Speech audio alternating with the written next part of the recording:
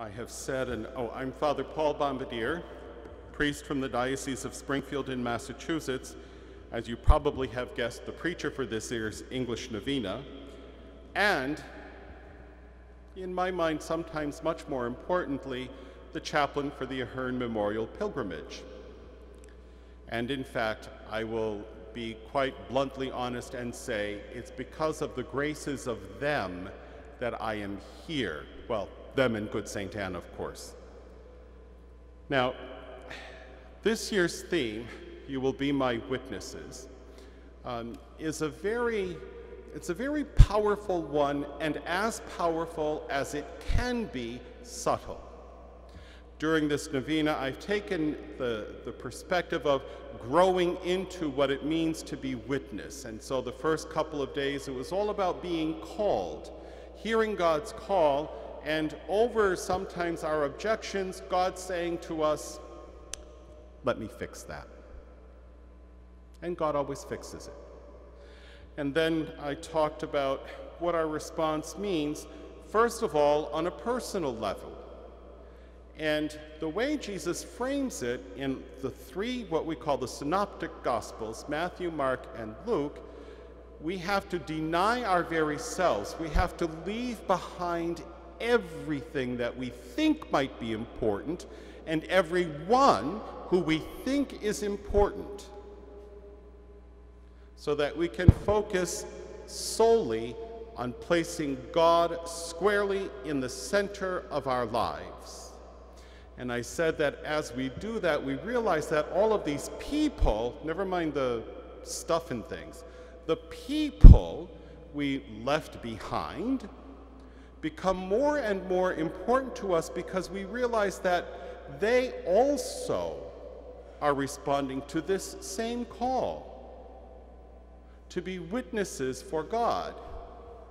So if everybody's leaving everybody behind, there's nobody in the front, which means, of course, that everybody's in the front. Works out real cool that way. It's sort of like putting an awesome sauce on your barbecue. It works out really well. We've gotten over that, and now we're working on into what this means in our life. Not just in the good times, but in the times that are less good. Those difficult times. This morning I talked about how at dinner time we always talk about what's been going on in the day and the people we've met and how what they're doing and what they're about really impresses us and does something for us. Hint, folks, that means your witness to us.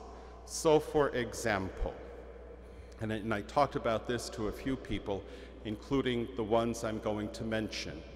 We have 4 young people in the Ahern Memorial Pilgrimage: Dominique, Gabrielle, Caitlin, who did this evening's reading, and Michael, whose nickname is Shorty because he's only 6'7" and a half. Big kid. The other night, as the procession, when we were outside, as the procession was going in front of the perron here in the front, I saw these kids pass in front of me, and it was this light bulb moment, kind of, dawn breaks over Marblehead, of holy jumping Christmas trees.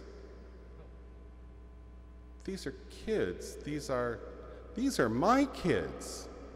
Spiritually my kids, okay? Spiritually my kids. And look at that. They're teens and early 20s, and they're taking 2 weeks out of what could be a glorious summer vacation to come up here and work with us. Oh my word. Or any other expression you care to put there. And then at the dinner table downstairs, we talked about our friends here in the front and watching them and realizing that we, who are aides of St. Anne and the so-called able-bodied ones, we may be helping them take care of their body, but they're helping us take care of our souls. Several years ago, actually it was quite a while ago, I was talking to one of our gals, Lisa Lyons, who now is reaping her eternal reward, and I sincerely hope it's a very rich and wonderful one. And Lisa, who was not really good with subtle, almost nailed my ankles against the fountain in the middle of the patio of the auberge and set out to straighten me out on what things were all about with her and her compadres. She said, "You know, Father, we're not just praying machines. We're real people with real concerns just like everybody else. And many of us also happen to have jobs." And then she went on to tell me about the work that she did with counseling, with being an advocate for the physically challenged. I mean, she had more fingers in more pies than she had fingers and toes to have in pies. And I just looked, I was mortified, I was embarrassed. And I said, "Holy crow, I'm sorry. I never realized that I was so insensitive." "I know, Father, that's why I've trapped you here." Aye, Captain Bligh. But, you know, it's easy to fall into that kind of a mindset. The reason I chose today's readings about celebrating in the midst of suffering, and actually I like the French title for it because it's Célébrons malgré nos souffrances, and I tend to take that as meaning in spite of, or perhaps even for spite of. And when we look at the readings that go with that title, there's not a lot about suffering. In St. Paul's letter to the Romans, he tells us there's nothing that comes between us and God. Nothing can, no matter what it is. When we have said our yes to God, he's closer to us than our own skin.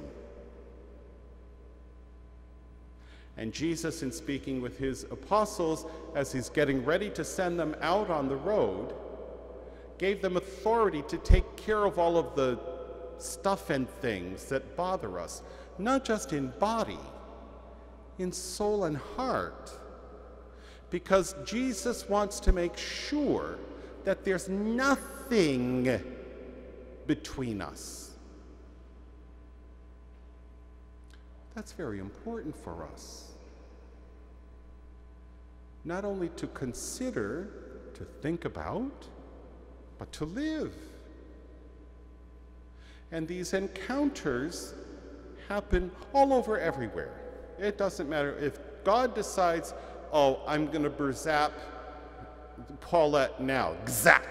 It doesn't matter where she is. She could be in the grocery store. She could be en route between one place and the other.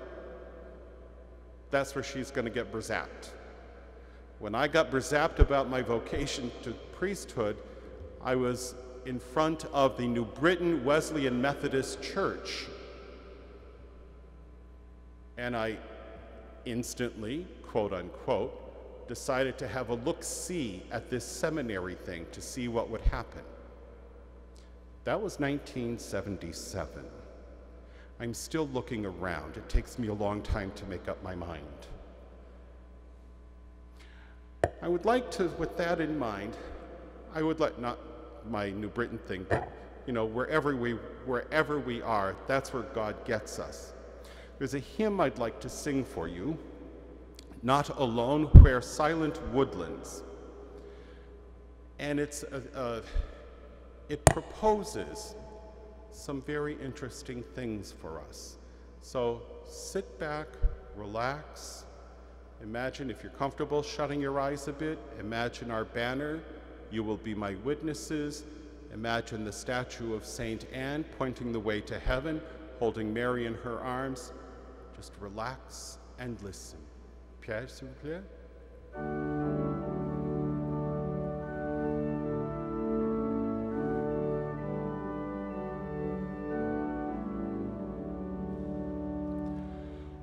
Not alone where silent woodlands shelter creatures rivers great and small, not alone in peaceful meadows where the birds in concert call, not alone where rays of starlight pierce the velvet skies of night.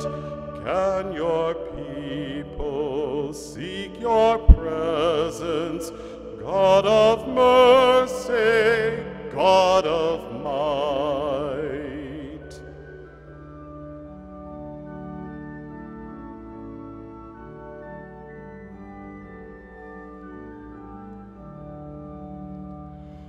Where the city's ceaseless clamor never ends by day, by night, where the heaven's starry splendor hides behind its garish light, where the lurking threat of violence daily strikes the heart with fear, there where life is bruised and broken, you, O God of grace, are near.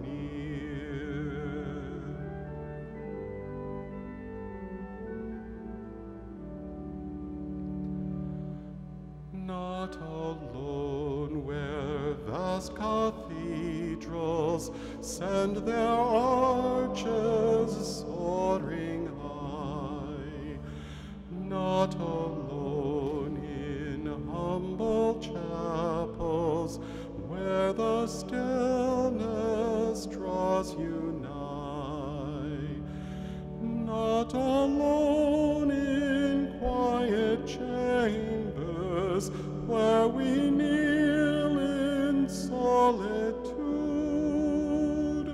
can our hearts pour out before you prayers of trust and gratitude.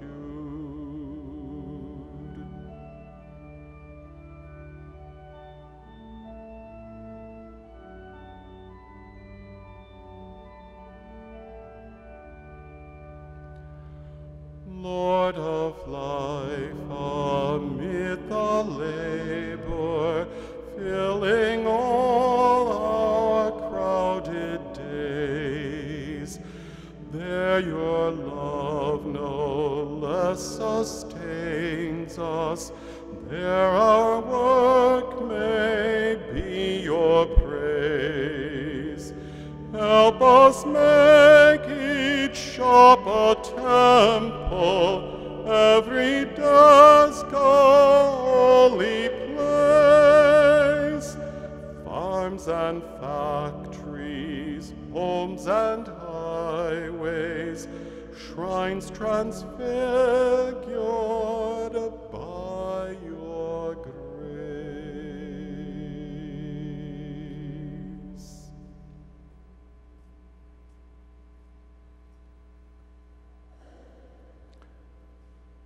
All of these different places that this poet wrote about, those are the places God calls us. Not only does he call us from those places, he calls us to those places, to be his witnesses, because it is something that only we can do. As I've been asking after most of my sermons, I invite you, especially during the preparation of the gifts, the offertory, look at the banner. You will be my witnesses. Look at Good St. Anne, pointing the road to heaven. And let's all ask her to help every single one of us here, every single one of us who is a son or daughter of Adam and Eve, a son and daughter of God. Strengthen us, empower us, help us to continue to be God's witnesses and to become better, because we can always grow and grow into our being witness for God.